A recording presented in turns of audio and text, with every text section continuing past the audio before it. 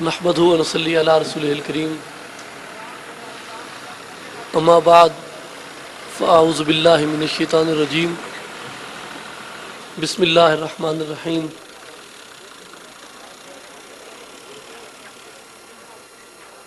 اللہ ولی الذین آمنوا یخرجہم من الظلمات الی النور صدق اللہ العظیم و صدق رسولہ النبی الکریم ان اللہ و ملائکتہ یصلون علی النبی یا ایھا الذین آمنوا صلوا علیہ وسلموا تسلیما الصلاۃ والسلام علیک یا رسول اللہ الصلاۃ والسلام علیک یا محمد رسول اللہ صلی اللہ علیہ وسلم.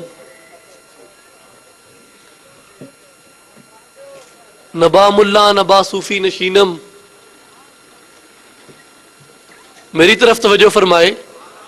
نبا ملا نبا صوفی نشینم، نمے دانی کے من آنم نعینم، نویس اللہ ہو بر لوہے دل من کہ ہم خود را ہمورا فاش بینم. میرے نہایت ہی واجب الاحترام معزز دوستوں، ساتھیوں، بزرگوں، حاضرین، سامعین، ناظرین، بالخصوص جانشین سلطان الفقر امام الوقت حضور حضرت سخی سلطان محمد علی صاحب، جناب سید ظفر علی شاہ صاحب، ڈاکٹر طارق چودھری صاحب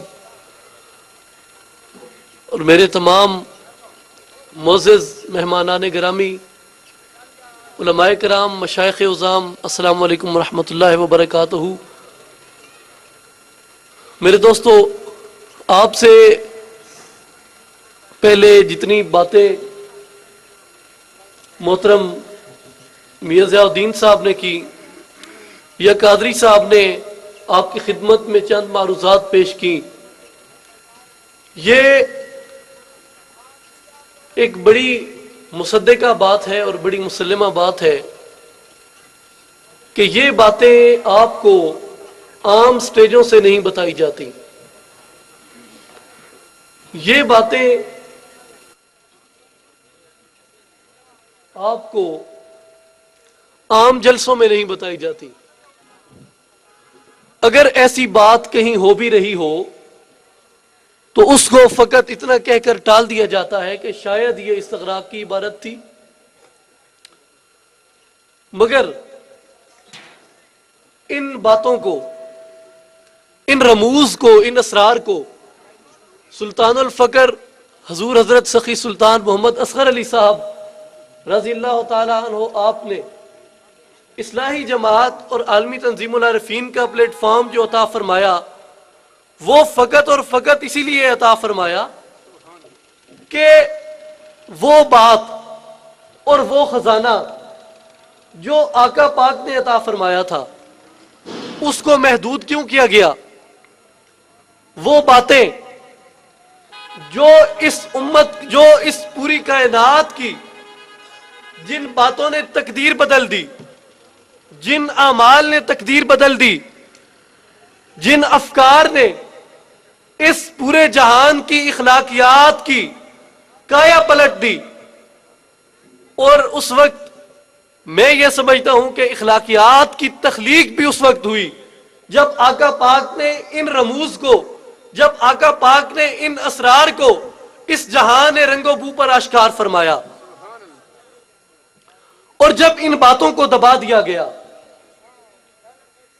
کوئی زیادہ عرصہ نہیں گزرا، ایک ایسا گندا انجیکشن ہمارے جسموں کے اندر نہیں، ہمارے دلوں کے اندر، ہمارے ذہنوں کے اندر اور ہماری روحوں کے اندر ایک ایسا گندا انجیکشن لگا دیا گیا کہ وہ بیماری ایک وبا کی طرح پھیلی. اور پھر اس بیماری کے بچھو کے جو پنجے تھے، اس نے اس امت کے عروج کو پکڑ کر، اس امت کے عروج کے، بلندی کے، بالائی کے سفر کو اس بچھو نے مسلسل ڈس ڈس ڈس کے ایک حاکم کو محکوم بنا دیا، ایک فاتح کو مفتوح بنا دیا. اور وہ کیا تھا؟ وہ کون سا گندا انجیکشن تھا؟ وہ کون سا بچھو تھا جو مسلسل ڈستا رہا اس کو؟ دیکھیں وہ کب سے شروع ہوا؟ اسلام کو بنے ہوئے مارز وجود میں آئے ہوئے آقا پاک کے اعلان نبوت کے زیادہ عرصہ نہیں گزرا، تھوڑا عرصہ بعد ہی اس چیز نے کاٹنا شروع کیا، اور آج تک اس چیز کو نہ ہمارے اسکالر روک سکے، نہ ہمارے مذہبی مفکر روک سکے، نہ ہمارے مشائخ روک سکے، نہ ہماری آرمی روک سکی، چاہے وہ کسی بھی دور میں وہ فوج رہی ہو، نہ ہماری سیاسی حکومتیں روک سکی۔ میں صرف پاکستان کی نہیں، میں عالم اسلام کی بات کر رہا ہوں، اور تاریخ کے آئینے میں 1400 سال پہلے سے بات کر رہا ہوں۔ اس کو کوئی نہ روک سکا، اور اس کو کوئی سمجھ بھی نہ سکا کہ یہ امت، اس امت نے جب زوال کی طرف سفر شروع کیا تو کسی نے اس کو سمجھا بھی نہیں نہ سکا کہ یہ امت، اس امت نے جب زوال کی طرف سفر شروع کیا تو کسی نے اس کو سمجھا بھی نہیں۔ آیا کہ یہ زوال کا سفر کیوں شروع ہو گیا ہے؟ یہ بلندی کی طرف جانے والا طیارہ اس نے یکدم ریورس کیوں لگا لیا ہے، اور ایک دم بڑی سپیڈ سے، جس سپیڈ سے اوپر گیا اسی سپیڈ سے نیچے آیا؟ مگر یہ آج تک اگر قائم ہے تو میں سمجھتا ہوں کہ یہ وہی برکات ہیں جو اس مختصر عرصہ میں نازل ہوئی، جو اس مختصر عرصہ میں وارد ہوئی، ان برکات کی وجہ سے آج تک یہ قائم ہے۔ اور وہ عرصہ کتنا تھا؟ 23 سال کا عرصہ بنتا ہے آقا علیہ الصلوۃ والسلام کا، جو آپ نے بنفس نفیس اپنی زبان در فشان گوہر فشاں سے، اپنے نازک بدن سے، اپنے ید اللہ فوق ایدیہم کے ہاتھوں سے، اپنے رجلہ حلتی یمشی بہار پاؤں سے چل کر آپ نے خود اس کی تبلیغ فرمائی، اس مشن کو آپ نے آگے بڑھایا۔ اس کے بعد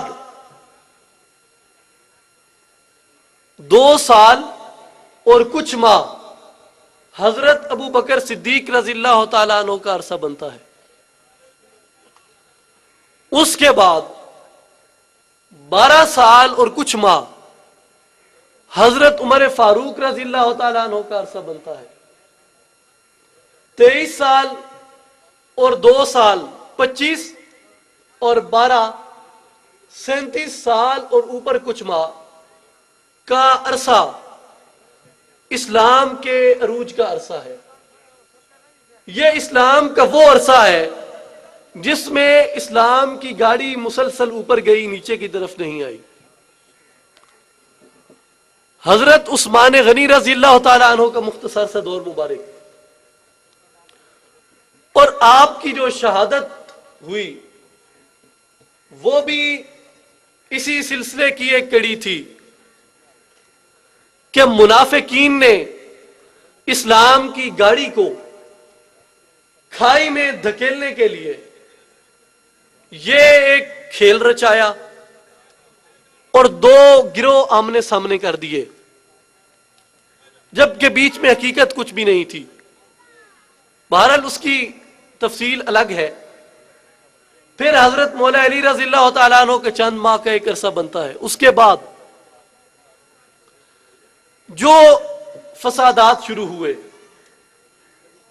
اس کے بعد جو یہ بوٹی پھیلنی شروع ہوئی، گندی بوٹی، کس چیز کی؟ فرقہ پرستی کی، فرقہ واریت کی، گروہ بندی کی، یہ جب شروع ہوئی اس کو روکا نہ جا سکا۔ اور یہی بات قبل از اسلام، جو دنیا میں ایک سچا مذہب تھا عیسائیت، اسلام سے پہلے، اس کے آپ ذرا تاریخ کے آئینے میں اگر اسے دیکھیں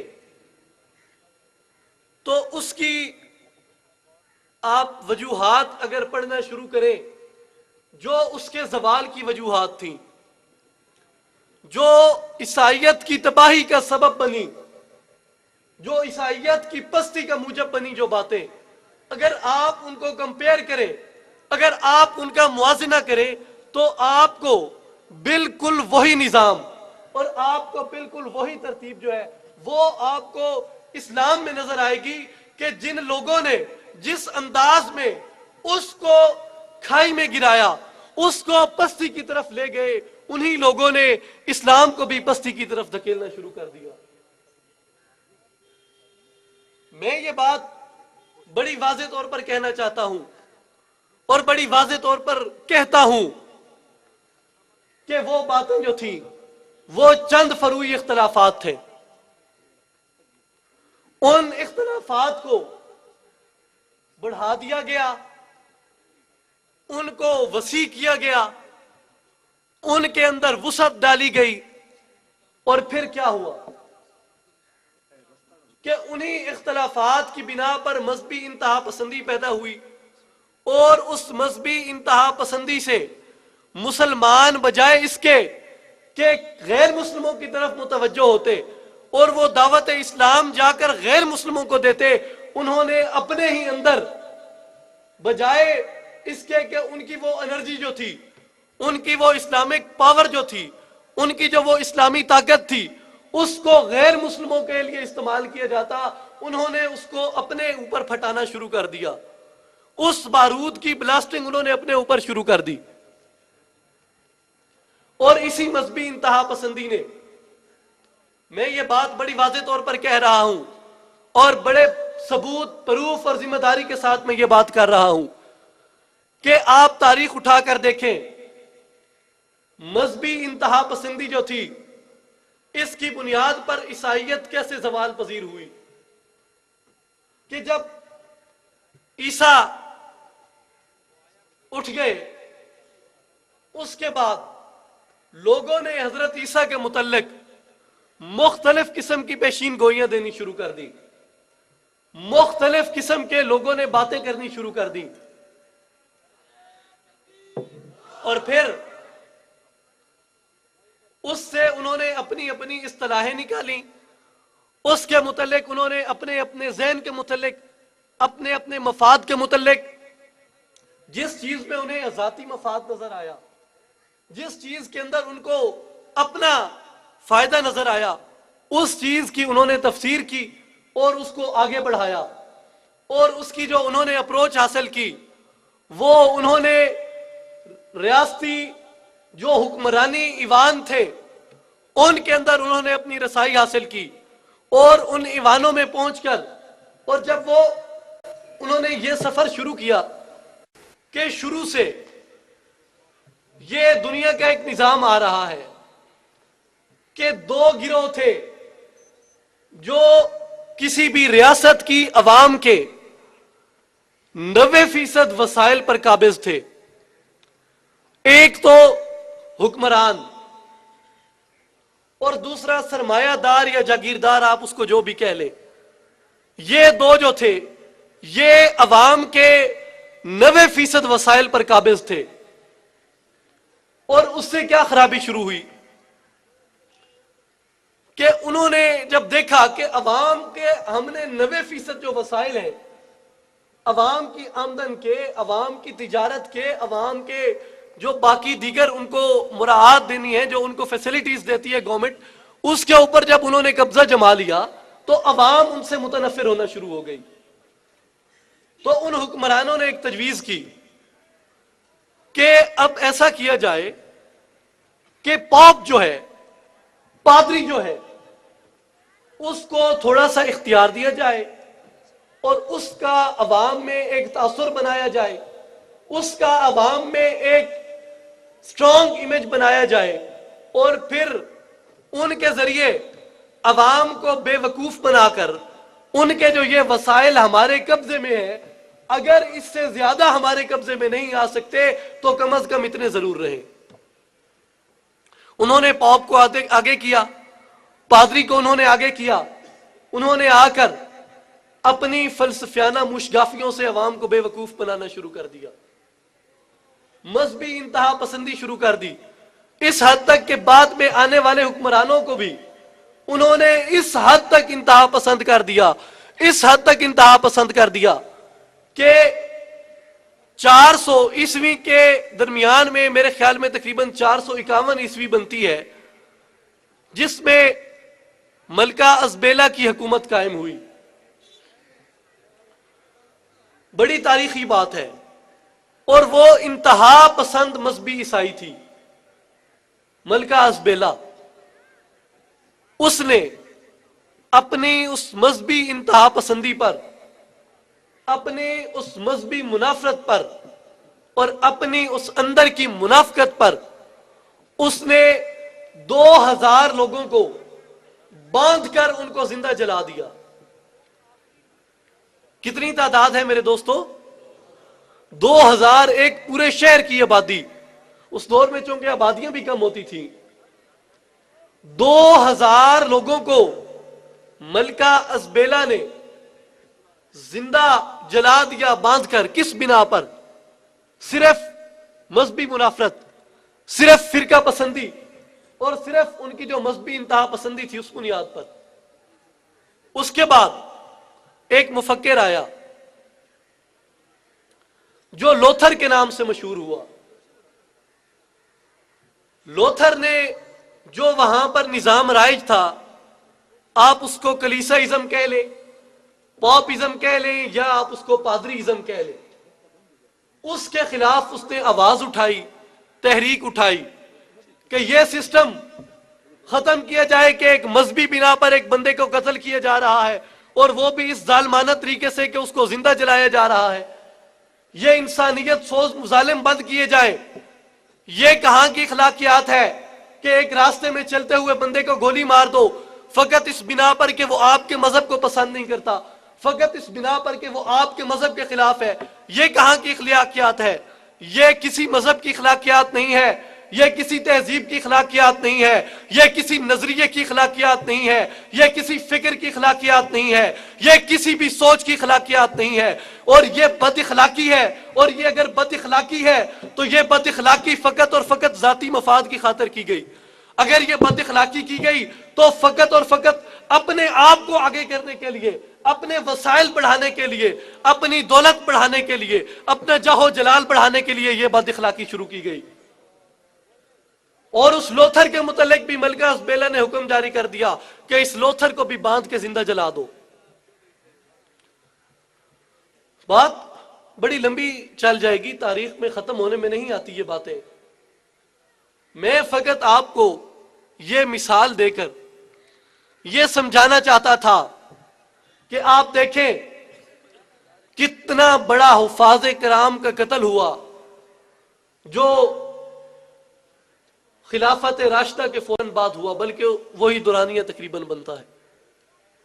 اس کے بعد اسی انتہا پسندی نے، اسی مذہبی انتہا پسندی نے، اسی مذہبی فرقہ واریت نے آگے بڑھنا شروع کیا، آگے بڑھنا شروع کیا، اور اس حد تک بڑھی کہ آپ لوگوں نے اپنی کھلی آنکھوں سے اس کے نتائج دیکھے کہ کئی سر یتیم ہوئے، کئی سر بیوہ ہوئے، کئی سر بے سہارا ہوئے، کئی گھر اجڑ گئے۔ بات کیا تھی کہ ایک بندہ اگر آپ کے مذہب کو قبول نہیں کرتا، آپ کے مذہب کو پسند نہیں کرتا، تو اس کا یہ مطلب نہیں ہے کہ اس کو قتل کر دو۔ اور پھر جو وسائل تھے، جن وسائل کی بنیاد پر عوام اس چیز کو روکتی تھی، وہ وسائل پھر انہی ہاتھوں میں چلے گئے جو عیسائی حکومتوں میں تھے، اور وہ وسائل یا حکمرانوں کے پاس چلے گئے، یا سرمایہ دار کے پاس، یا جاگیردار کے پاس چلے گئے۔ عوام جو تھی اس کے ہاتھ میں پھر وہی خالی کاسے تھے، اس کے ہاتھ پھر کے پھر خالی۔ اور جب یہ خرابی شروع ہوئی، آپ دیکھیں اسلام کیا کہتا ہے، اسلامی ریاست کا کیا کلیہ ہے۔ حضرت عمر فاروق رضی اللہ تعالیٰ عنہ فرما رہے ہیں کہ اگر دجلہ کے کنارے پر ایک کتا بھی بھوکا رہ گیا تو اس کا حساب بھی عمر سے ہوگا۔ اسلامی ریاست تو یہ کہتی ہے، اسلامی نظام ریاست تو یہ ہے، اور جب عوام کے 90% وسائل ان کے ہاتھ میں چلے گئے، اس سے کیا ہوا؟ یہ ایک بڑی مشہور حدیث مبارک ہے کہ جس بستی میں ایک بندہ بھی بھوکا سوتا ہے، اس کی حفاظت کی ذمہ داری اللہ تعالیٰ نہیں اٹھاتا۔ ایک بستی میں اگر ایک بندہ بھی بھوکا سوتا ہے تو اس کی حفاظت کی ذمہ داری اللہ تعالیٰ نہیں اٹھاتے۔ کیوں؟ کہ اس بستی کے دیگر لوگوں کو خیال نہیں ہے کہ یہاں پر ایک بھوکا سو رہا ہے،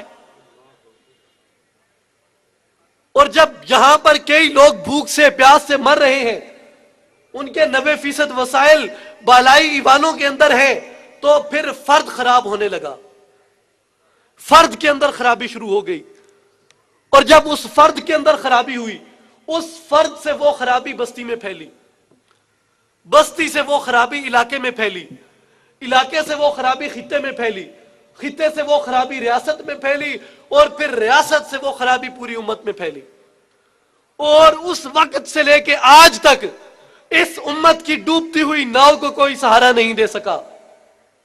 مسلسل غداریاں، آپ تاریخ اسلام پڑھ کر دیکھیں، آپ باشعور لوگ ہیں، آپ ذی عقل لوگ ہیں، آپ دیکھیں، آپ تاریخ کا مطالعہ کریں۔ میں آپ کو کسی اور تاریخ کا نہیں کہتا، میں کہتا ہوں آپ دنیا کی تمام تاریخیں چھوڑ دیں، آپ دنیا کی تمام تاریخوں کو کمپیئر کریں اسلام کی تاریخ کے ساتھ، آپ کو پتہ چلے گا کہ پوری دنیا کے مذاہب کی، پوری دنیا کے نظاموں کی غداریاں ایک طرف، اور جو اسلام کے اندر غداریاں ہوئی ہیں وہ ایک طرف۔ ان غداریوں کا ذمہ دار کون ہے؟ وہ ٹرائنگل، وہ تثلیث جو عیسائی ریاستوں کے اندر تھی، کیا تھی؟ ایک طرف حکمران بیٹھا ہے، دوسری طرف سرمایہ دار اور جاگیردار بیٹھا ہے، اور تیسرے کونے کے اوپر کس کو بٹھاؤ؟ عیسائیوں نے، عیسائی حکمرانوں نے تیسرے کونے کے اوپر پادری کو بٹھا دیا، اور وہی کا وہی تثلیث، وہی ٹرائنگل عیسائیت سے اٹھا کر اسلامی ریاستوں میں ڈال دیا گیا، اور آج دنیا میں 57 کے قریب اسلامی ریاستیں ہیں۔ میں یہ بڑی ذمہ داری سے یہ بات کر رہا ہوں، اور بڑی معذرت سے یہ بات کر رہا ہوں کہ آج ان 27 کے 27 اسلامی ممالک کے اندر وہی نظام رائج ہے۔ کون ہے اس کا ذمہ دار؟ بات فقط اتنی ہے میرے دوستو کہ جس دن سے قیادت کا بحران آیا، جس دن سے قیادت کا فقدان آیا، جس دن سے قیادت ہماری غائب ہوئی، اس قوم کا کوئی لیڈ کرنے والا نہیں بنا جو اس کو اس کے صحیح ٹریک پر لاتا، جو امت مسلمہ کو اس کے صحیح راستے پر لاتا، جو ان کی نظریاتی تربیت کرتا۔ بہت ساری تعلیمیں دی گئیں، مدارس کے اندر ان کی تربیت کی گئی، یونیورسٹیز کے اندر ان کی تربیت کی گئی، کالجز کے اندر ان کی تربیت کی گئی، اور بہت ساری اس طرح کی آرگنائزیشنز بنائی گئی، Islamic organisations, religious organisations, political organisations, اور دوسری سوشل آرگنائزیشنز، مگر کسی بھی ایک جماعت نے، کسی بھی ایک تنظیم نے، کسی بھی ایک آرگنائزیشن نے ایک نظریے پہ چل کے کس قوم کی تربیت نہیں کی۔ آپ کو کسی دور کے اندر یہ مثال نہیں ملے گی۔ اور بات کیا ہے؟ بات کچھ زیادہ نہیں ہے، بات فقط اتنی ہے جو علامہ اقبال نے کہہ دی کہ چمک سورج میں کیا باقی رہے گی اگر بیزار ہو اپنی کرن سے۔ دوستو، اگر سورج ہی اپنی چمک سے بیزار ہو جائے، اگر سورج ہی اپنی کرن سے بیزار ہو جائے تو اس کے اندر کیا چمک رہے گی؟ کیا یہ اس زمین کو، اس دھرتی کو روشن کر سکتا ہے یہ سورج اگر اس کو اپنی کرنوں سے نفرت ہو جائے؟ میرے دوستو، یہ اسلامی سورج ڈوبنے کے لیے نہیں نکلا، یہ اس دنیا کو روشن کرنے کے لیے نکلا ہے، یہ اس زمانے کو معطر کرنے کے لیے نکلا ہے۔ کس چیز سے معطر کرنے کے لیے؟ جس چیز کے لیے اللہ نے قرآن میں فرمایا کہ کنتم خیر امت، اے میرے محبوب کی امت تم بہترین امت ہو۔ یا اللہ، کون سی ہمارے اندر بہتری ہے؟ کون سی ہمارے اندر فضیلت ہے جو تم نے ہمیں باقی امتوں کے اوپر فوقیت عطا کر دی؟ اللہ نے فرمایا اخرجت للناس، تم لوگوں میں نکالے گئے ہو۔ یا اللہ کیا کرتے ہیں ہم جا کر؟ فرمایا تأمرون بالمعروف، تم لوگوں کو جا کر معرفت الہی کا حکم کرتے ہو۔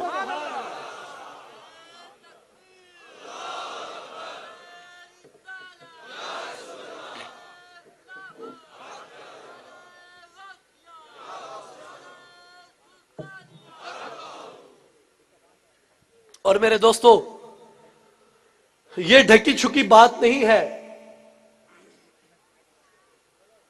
کہ نظریاتی انتشار نے، ideological clashes and ideological crisis نے اس امت کا ہچکولے کھاتا جہاز مزید گہرے پانیوں میں دھکیل دیا، طوفان کی طرف۔ اور کیا ہوا؟ کس کا نقصان ہے؟ یہ تمام کے تمام الزام، یہ ساری کی ساری ذمہ داری اس تباہی کی ساری جو ذمہ داری عائد ہوتی ہے وہ کس کے اوپر عائد ہوتی ہے؟ فرد کے اوپر۔ فرد کی تو نظریاتی تربیت ہی نہیں کی گئی، اس کو تو ان نظریات پر لایا ہی نہیں گیا۔ فرد کی تو نظریاتی اصلاح ہی نہیں کی گئی کہ اسلام کا بیسک نظریہ کیا ہے۔ مجھے بڑے افسوس سے یہ بات کرنی پڑتی ہے کہ پاکستان دنیا کی دوسری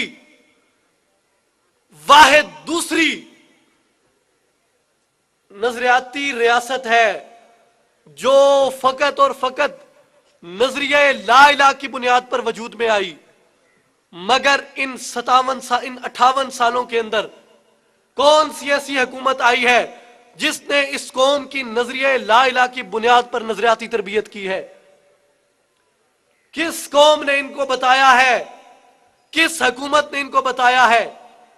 کس گورنمنٹ نے ان کو بتایا ہے کہ پاکستان کے بننے کا مقصد کیا ہے، پاکستان کے نظریات کیا ہیں؟ ویسے تو نعرہ لگا کہ پاکستان کا مطلب کیا؟ اونچا بولیں، پاکستان کا مطلب کیا؟ پاکستان کا مطلب کیا؟ لا الہ الا اللہ۔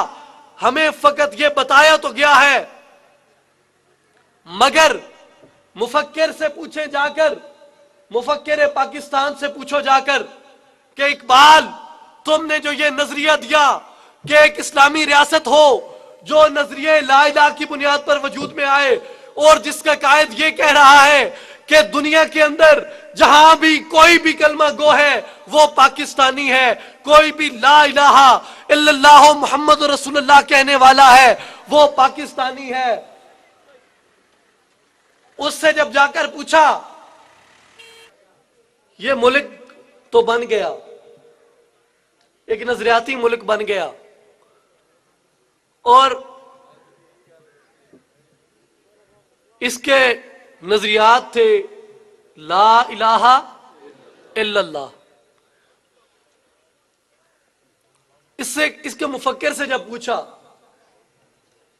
کہ اقبال آپ کی کیا سوچ ہے اس کے نظریے کے بارے میں کہ آپ اسے مسلمانوں کی ایک ریاست کہہ رہے ہیں، جب لفظ آیا نا مسلمان کا تو اقبال چونک اٹھے، اقبال چونک اٹھے کہ کہا خرد نے کہہ بھی دیا لا الہ تو کیا حاصل۔ بڑی قابل غور بات ہے کہ خرد نے کہہ بھی دیا لا الہ تو کیا حاصل، دل و نگاہ مسلمان نہیں تو کچھ بھی نہیں۔ دل و نگاہ کو مسلمان کرنے والی قیادت نہیں آئی۔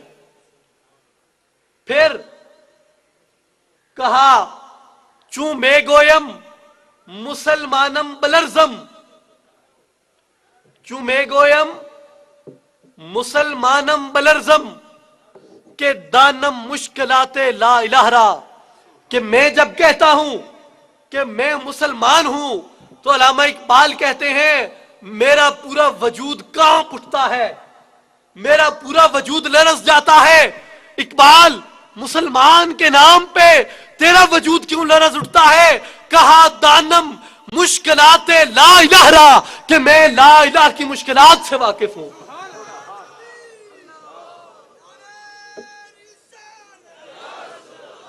اور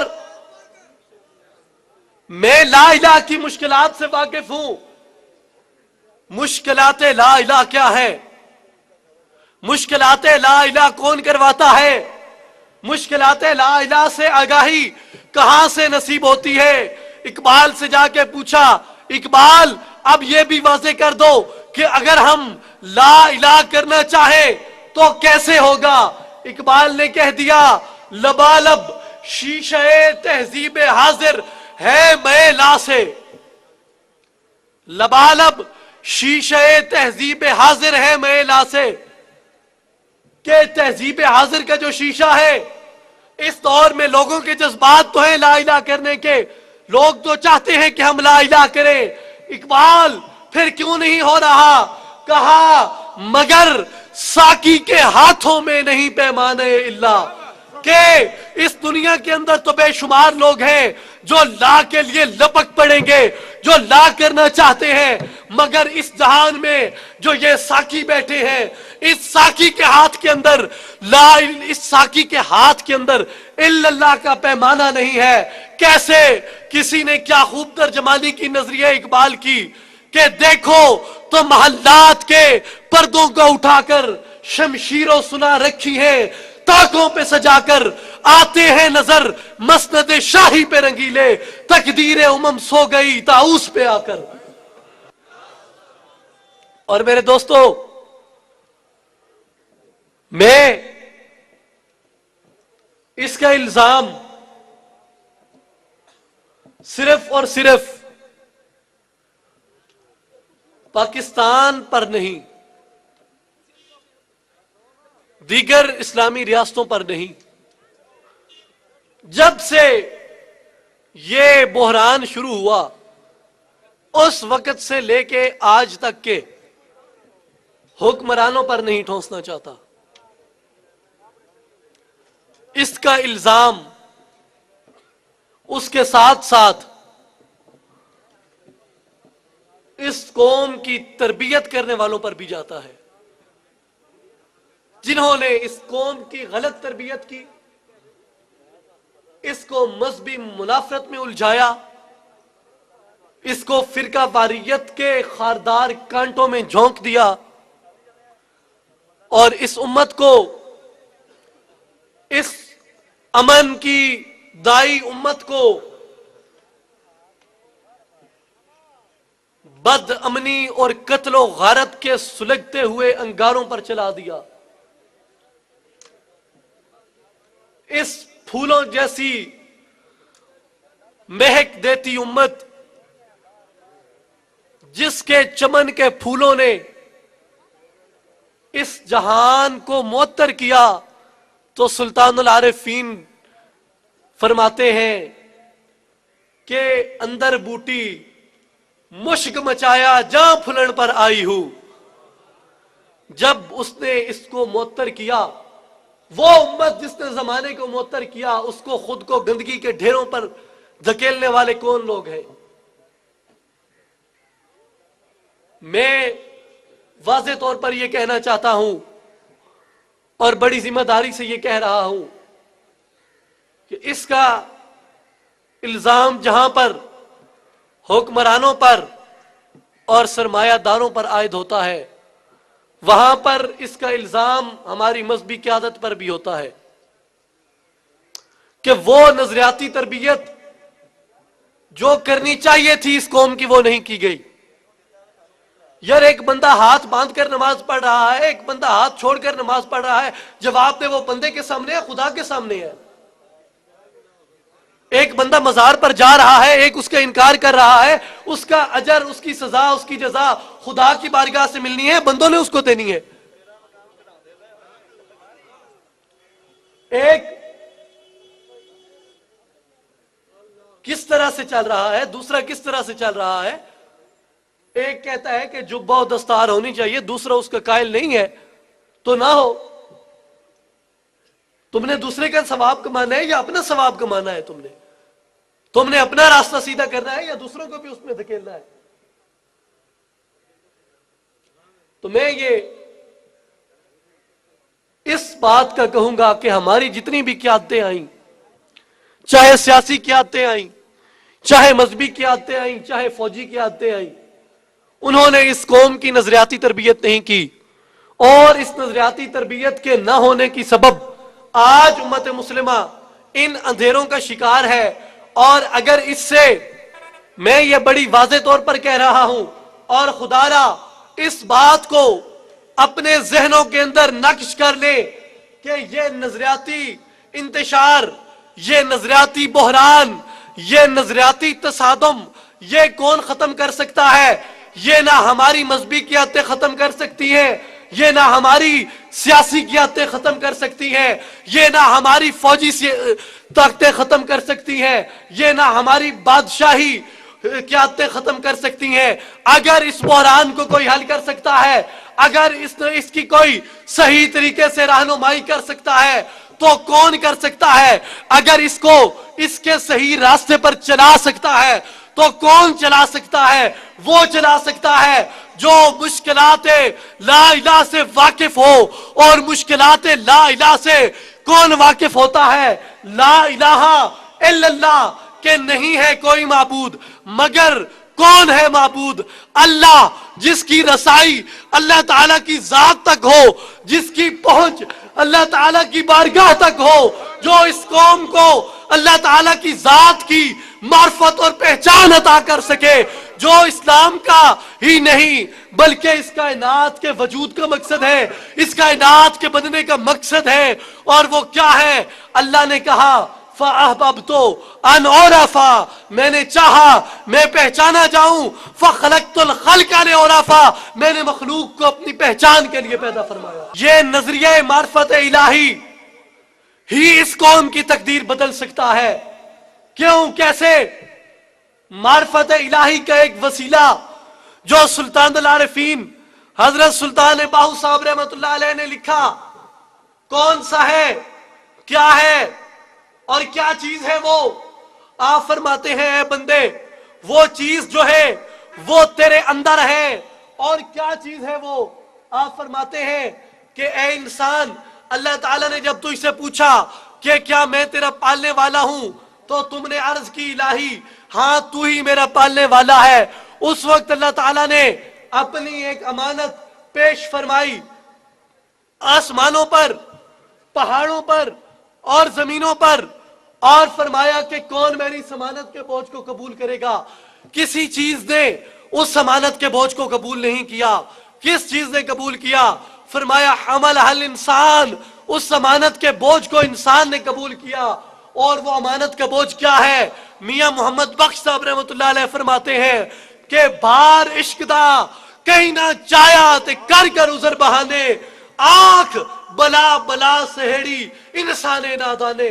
کہ وہ جو بار تھا، وہ جو بوجھ تھا، وہ جو امانت تھی، وہ کیا تھی؟ وہ عشق تھا. اور عشق کیسے نصیب ہوتا ہے؟ عشق حاصل کرنے کا جو کلیہ ہے وہ ہے اس سے پہلے معرفت الہی. اور معرفت الہی نصیب ہوتی ہے تصور اسم الذات سے. اور یہ اسم الذات ہی ہے. مجھے جب بھی آپ سے مخاطب ہونے کا، جب بھی کسی بھی جگہ پر مجھے مخاطب ہونے کا موقع ملتا ہے تو میں اسی بات کو واضح کرنے کی کوشش کرتا ہوں جو سلطان الفقر کا نظریہ ہے، جو عالمی تنظیم العارفین کا نظریہ ہے، جو اصلاحی جماعت کا نظریہ ہے کہ آؤ اور سنو اور دیکھو اور پرکھو کہ کیا ہے وہ بات اور کیا ہے وہ حقیقت جس کے اندر اسلام کی بقا پنہا ہے. اور وہ چیز ہے جو آقا علیہ الصلوۃ والسلام نے صحابہ کرام کو عطا فرمائی تھی. صحابہ کرام کو کیا عطا فرمایا؟ خالد بن ولید کو کیا لقب عطا فرما رہے ہیں آقا پاک؟ علماء کرام موجود ہیں، آپ ان سے بھی پوچھ سکتے ہیں. آپ خود ذی شعور لوگ ہیں، آپ اکثر علماء کرام کے فیض سے مستفید ہوتے ہیں. وہ لقب جو حضرت خالد بن ولید کو عطا کیا گیا وہ تھا سیف اللہ. کیا تھا؟ کیا تھا؟ سیف اللہ، یعنی اللہ کی تلوار. اور سیف اللہ کو اصطلاح تصوف میں، تصوف کی زبان کے اندر حضرت سلطان باہو صاحب رحمۃ اللہ علیہ نے اسم الذات کی شمشیر بے نیام لکھا ہے. یعنی خالد بن ولید رضی اللہ تعالیٰ عنہ کو کیا چیز عطا ہوئی؟ بے نیام. اسم الذات کی تلوار حضرت خالد بن ولید کو عطا کی گئی. اور میں یہ بات، میرے ساتھ اس بات پہ مباحثہ کر لے، میں تیار ہوں اور دلیل کے ساتھ تیار ہوں کہ اس دنیا کے اندر جو انقلاب آیا، جو خالد کی تلوار نے لایا، وہ چمک اور وہ اس انقلاب کی جو چمک تھی وہ حضرت خالد بن ولید کی لوہے کی اس چمکتی ہوئی تلوار سے نہیں تھی. وہ اس تلوار سے تھی جو ان کے باطن کے اندر آقا پاک نے رکھ دی تھی. اور وہ کون سی تلوار ہے؟ وہ تلوار تلوار فقر ہے. فقر کیا ہے؟ حضرت آقا پاک علیہ السلام کی حدیث مبارک ہے کہ اذا تم الفقر فہو اللہ، کہ فقر کی جب تکمیل ہوتی ہے تو پھر کیا ہوتا ہے؟ فرمایا فہو اللہ، پس وہ صورت اسم الذات اختیار کر لیتا ہے. اور اسی تلوار فقر کے بارے میں علامہ اقبال نے کہا، اے مسلمانوں، اے لوگوں، اے امت مسلمہ، اگر تم اپنی تقدیر بدلنا چاہتے ہو، اگر تم اس دنیا کے اندر وہ روحانی انقلاب لانا چاہتے ہو جو رنگ افق کا محتاج نہیں ہے، جو خون کی سرخی کا محتاج نہیں ہے، جو خون کی نالیوں کا محتاج نہیں ہے، جو خون کی دریا کا طوفان نہیں ہے، اور وہ کس چیز کا ہے؟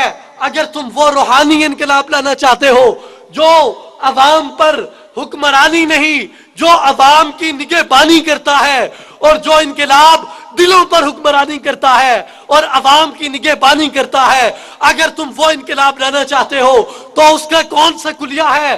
کہا ہے فکر مجھے مصرع ثانی کی زیادہ، اللہ کرے تجھ کو عطا فقر کی تلوار. ہمیں قبول کرنی ہے. یہ وہ حقیقت ہے جس کے سامنے ہمیں سر تسلیم خم ہونا ہے. اگر اب بھی ہم اس حقیقت سے دور ہوتے ہیں، اسے قبول نہیں کرتے، تو میرے دوستو یہ بات پہلے بھی میں کر چکا ہوں اور اب بھی کر چکا ہوں کہ ہمارا نام مخلصین اسلام میں سے نہیں ہوگا. ہمارا نام خالد و حیدر کی تلواروں کے سائے کے نیچے کلمہ پڑھنے والوں میں نہیں، بلکہ ہمارا نام میر صادق اور میر جعفر کی غلاظت اور ان کی غداری کی گندی چادر کے نیچے ہوگا.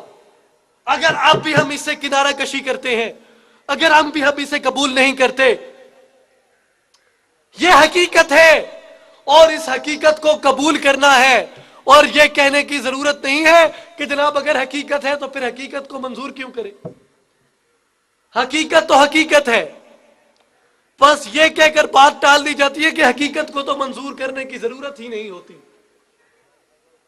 کیوں؟ حقیقت ہے، حقیقت کو منظور کرنا پڑے گا، حقیقت کو ماننا پڑے گا. اور اس حقیقت کو مانے بغیر نہ تو امت مسلمہ کسی صحیح راستے پر آ سکتی ہے، اور نہ ہی اس حقیقت کو تسلیم کیے بغیر، اس حقیقت کی راہ پر چلے بغیر ہم اپنی کوئی منزل پا سکتے ہیں. تو میں ایک بار پھر یہ کہوں گا کہ نہ ادھر ادھر کی تو بات کر، یہ بتا کہ قافلہ کیوں لٹا.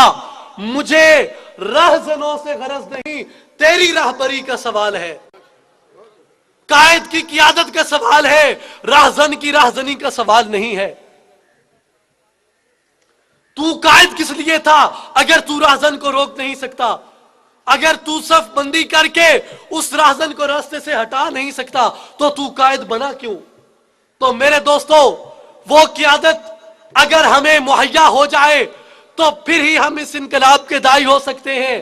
اور الحمدللہ الحمدللہ ثم الحمدللہ آج ہمیں وہ قیادت نصیب ہے اور کون سی قیادت جو قیادت فقر کے گود کے اندر آغوش فقر میں جس قیادت نے آنکھیں کھولی اور اس کی آنکھیں کھلتے ہی اس کی جو پہلی نظر پڑی وہ چہرہ فقر پر پڑی. اور چہرہ فقر کیا ہے کہ جن کے چہرے سے اللہ کے جلوے ملے ایسی نورانی صورت پہ لاکھوں سلام.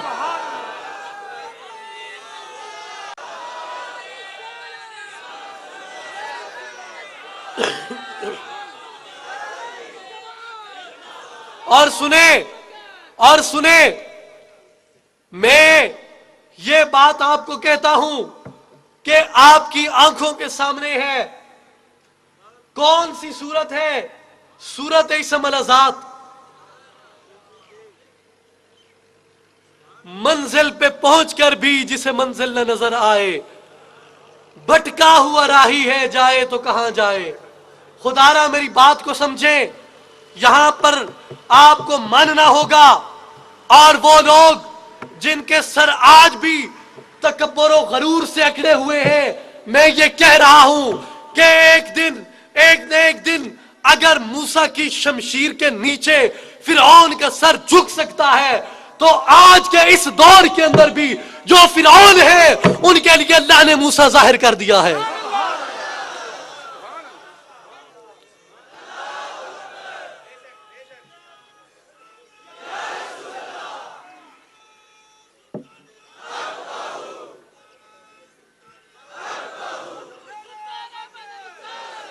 اور میرے دوستو سنیں، یہ میں آخری بات کر کے اجازت چاہوں گا کہ اصلاحی جماعت اور عالمی تنظیم العارفین،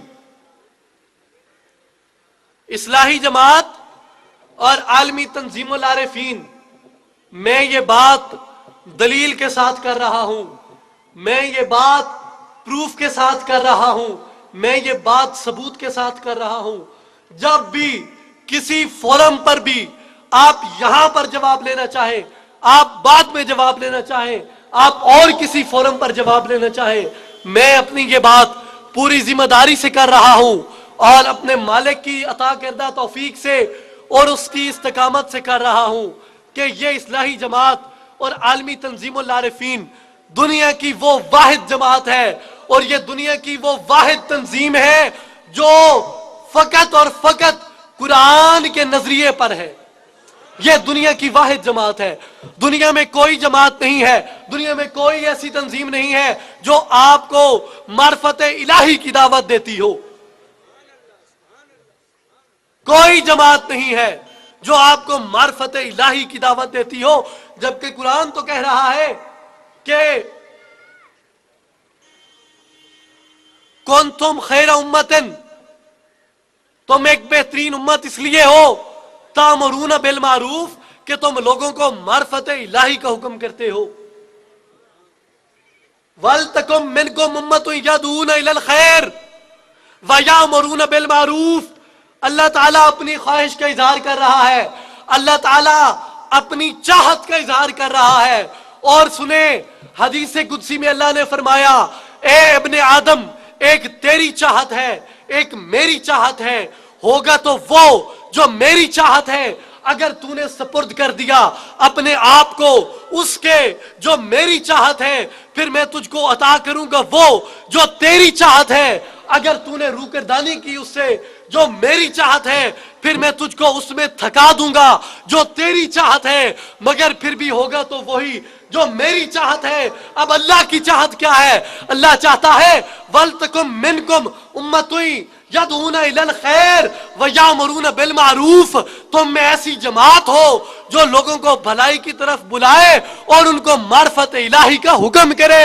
اور یہ دنیا کی وہ واحد جماعت ہے جو اللہ تعالیٰ کی چاہت پر مارز وجود میں آئی ہے. اور میرے دوستو، اگر کوئی اس بات کے ساتھ مخلص ہے کہ وہ اس امت کی بقا چاہتا ہے، اس امت کو عروج کی بلندیوں پر دیکھنا چاہتا ہے اور اس امت کو اوج ثریا پر دیکھنا چاہتا ہے، تو آؤ اس جماعت کا، اصلاحی جماعت کی اور عالمی تنظیم العارفین کی یہ دعوت ہے کہ آؤ اور اس میں شامل ہو جاؤ. کیوں کہ یہ دعوت دیتی ہے, یہ پیغام دیتی ہے معرفت الہی کا. اور کس کی چوکھٹ پر لے جاتی ہے؟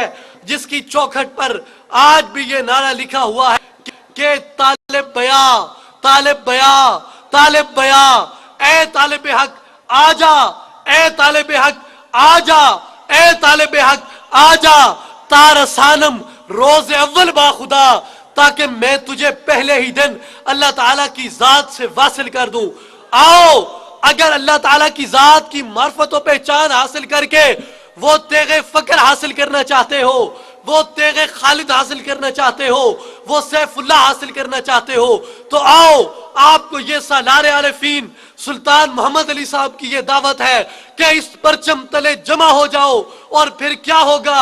اور پھر وہی ہوگا کہ پھر وہ جب تلوار فقر عطا ہو جائے گی تو سلطان العارفین فرماتے ہیں کہ چون تیغے لا بدستاری بیا تنہا چغمداری مجو از غیر حق یاری کے لا فتح اللہ ہو. یہ بات ایک نصیحت اور ایک دعا اقبال کی زبان سے کہ نوا پیرا ہو اے بلبل، نوا پیرا ہو اے بلبل، کہ ہو تیرے ترنم سے کبوتر کے تنے نازک میں شاہین کا جگر پیدا. اور الہی مشکلیں امت مرحوم کی آساں کر دے،